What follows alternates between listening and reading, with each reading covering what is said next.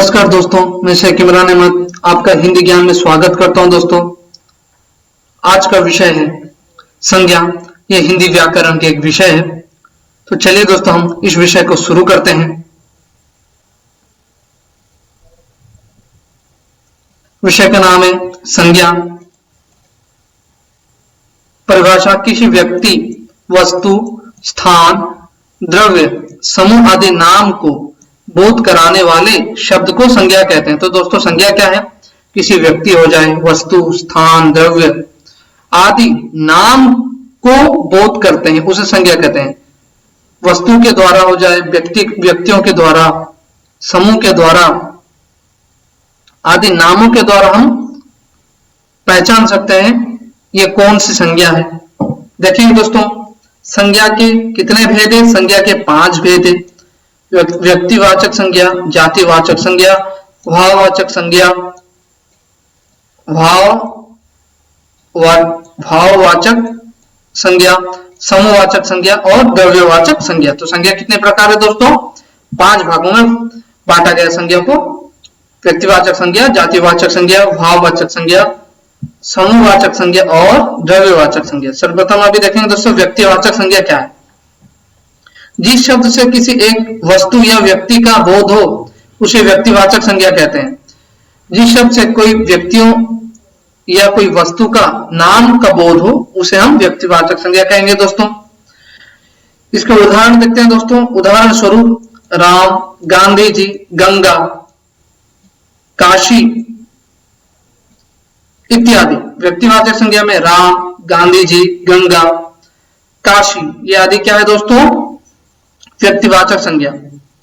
राम, गांधी जी कहने से एक व्यक्ति का, गंगा कहने से एक नदी और काशी कहने से एक नगर का बोध होता है। तो दोस्तों, यहाँ पे क्या बताया जा रहा है? राम, गांधी जी कहने से क्या है? एक व्यक्ति का नाम बताता है, और गंगा कहने से एक नदी का नाम बताता है, और काशी कहने से एक शहर, एक नगर का नाम बताता है। उससे हम पता कर सकते हैं व्यक्तिवाचक संज्ञा के अंतर्गत में आता है कि नहीं। अभी भाग 2 देखेंगे दोस्तों। व्यक्तिवाचक संज्ञा जातिवाचक संज्ञा की तुलना में कम है। जो व्यक्तिवाचक संज्ञा है वो जातिवाचक संज्ञा की तुलना में क्या है दोस्तों? कम है। जैसे दिनशित्स के अनुसार व्यक्तिवाचक संज्ञा के निम्नलिखित रूपों में होती है। जो दिनशित्स के अनुसार व्यक्तिवाचक संज्ञा क्या है? निम्नलिखित रूप में होती है। जैसे व्यक्तियों के नाम जैसे श्याम, हरि, सुरेश, ये सब क्या है दोस्तों? आदि ये सब व्यक्तियों के नाम है। उसी तरह दिशाओं के नाम, उत्तर, पश्चिम, दक्षिण, पूर्व, ये क्या है दोस्तों? दिशाओं का नाम है। इससे हम पता कर सकते हैं। जो व्यक्तिवाचक संज्ञा में हमने देखा श्याम, हरि और सुरेश, हम पहचान सकते हैं ये व्यक्तिवाचक संज्ञा है कि नहीं। दिशा से हम पहचान सकते हैं उत्तर, पश्चिम और दक्षिण, पूर्व। और देशों के नाम से हम पहचान सकते हैं ये व्यक्तिवाचक संज्ञा के अंतर्गत आता है कि नहीं। भारत, जापान, अमेरिका, पाकिस्तान और म्यांमार। भारत से हम उदाहरण लेते हैं दोस्तों। भारत से उदाहरण स्वरूप लेते हैं। भारत एक विशालकाय देश है। अमेरिका से देखते हैं दोस्तों। अमेरिका एक बृहत शक्तिशाली देश है। इससे हम पहचान सकते हैं ये व्यक्तिवाचक संज्ञा के अंतर्गत आता है कि नहीं। अभी दोस्तों, जातिवाचक संज्ञा, जिन संज्ञाओं से एक ही प्रकार की वस्तुओं अथवा व्यक्तियों का बोध हो उन्हें जातिवाचक संज्ञा कहते हैं। तो दोस्तों, यहाँ पे जातिवाचक संज्ञा क्या है? एक ही प्रकार का होता है, वो व्यक्तिवाचक संज्ञा की तरह बदलता रहता नहीं है। जैसे दोस्तों, मनुष्य, पहाड़, नदी, ये क्या है दोस्तों? जातिवाचक संज्ञा। मनुष्य में कोई नाम को संबोधित नहीं कर रहा है। मनुष्य एक क्या है? एक जाति है। उसी तरह पहाड़ का भी कोई नाम नहीं है, संपूर्ण पहाड़ को बताता है। मनुष्य संपूर्ण मनुष्य जाति को बताता है। नदी संपूर्ण नदी को बताता है। ये सब का कोई नाम नहीं है दोस्तों। तो ये क्या है? जातिवाचक संज्ञा। अभी जातिवाचक संज्ञाएं निम्नलिखित स्थितियों की होती है। जातिवाचक संज्ञाएं क्या है? निम्नलिखित स्थिति की होती है। क्या है देखेंगे दोस्तों। अभी संबंधियों के द्वारा हम पहचान सकते हैं जातिवाचक संज्ञा है कि नहीं। बिजनेस, व्यवसायों के द्वारा हम पहचान सकते हैं जातिवाचक संज्ञा है कि नहीं।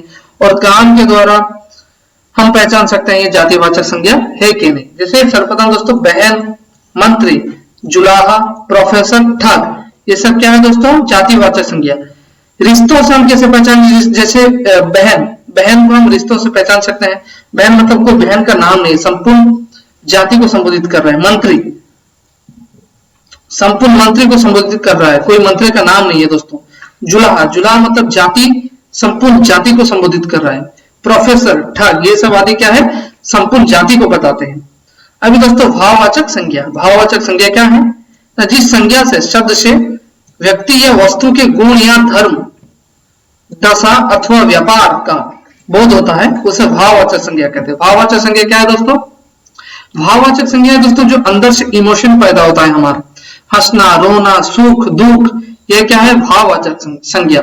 गुण से हम कैसे पहचानेंगे, जैसे राम सबसे अच्छा लड़का है, अच्छा लड़का क्या हो गया, उसका क्वालिटी, तो ये किसमें आ जाएगा दोस्तों, भाववाचक संज्ञा में।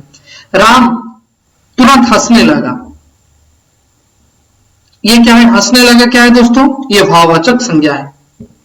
धर्म, धर्म से कैसे पहचानेंगे, श्याम भगवान श्री कृष्ण के ऊपर उसकी बहुत आस्था है, ये धर्म से हम पहचान सकते हैं दोस्तों। अभी दोस्तों भाग 3 में समूहवाचक संज्ञा, समूहवाचक संज्ञा,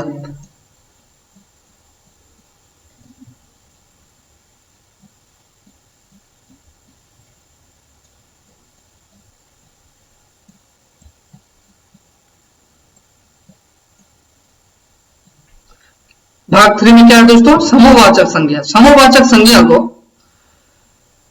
हम कैसे पहचानेंगे, जैसे कोई व्यक्तियों का समूह, कोई जिस संज्ञा के कोई व्यक्तियों के समूह को संबोधित करता है वो समूहवाचक संज्ञा है। जैसे कोई एक व्यक्ति नहीं, बहुत सारे व्यक्ति एक ही जगह पे इकट्ठा हुए होंगे, वो क्या है, समूहवाचक संज्ञा है दोस्तों। जैसे सभा, दल, गिरहा, गुच्छा, कुंज, मंडल, ये सब क्या है दोस्तों, समूह। जैसे मैं आपको उदाहरण दे रहा हूं, बेंगलोर के शेषाद्रीपुरम स्थान में एक बहुत बड़ा सभा चल रहा है, बहुत बड़ा सभा चल रहा है। तो ये क्या है दोस्तों, सभा चल रहा है मतलब वहां पर बहुत सारे व्यक्ति बैठे हुए हैं, ये सभी क्या है दोस्तों, समूहवाचक संज्ञा। अब दल भी वही समूह है। भारत की क्रिकेट टीम में 11 खिलाड़ी हैं, तो ये 11 खिलाड़ी जब इकट्ठा होते हैं, ये क्या है, एक ही व्यक्ति को बताएगा क्या, नहीं ना, ये पूरा संपूर्ण समूह को बताएगा। अभी दोस्तों आ जाइए द्रव्यवाचक संज्ञा। द्रव्यवाचक संज्ञा क्या है दोस्तों, देखेंगे ना, जिस संज्ञा के नापतोल वाली वस्तु का बोध हो उसे द्रव्यवाचक संज्ञा कहते हैं। द्रव्यवाचक संज्ञा एक नापतोल वाली वस्तु को बताता है, जैसे कोई नाप तोल करके जो द्रव्य को हम पता कर सकते हैं ये द्रव्यवाचक संज्ञा है कि नहीं। उदाहरण स्वरूप लोहा, सोना, चांदी, दूध, पानी, तेल, तेजाब।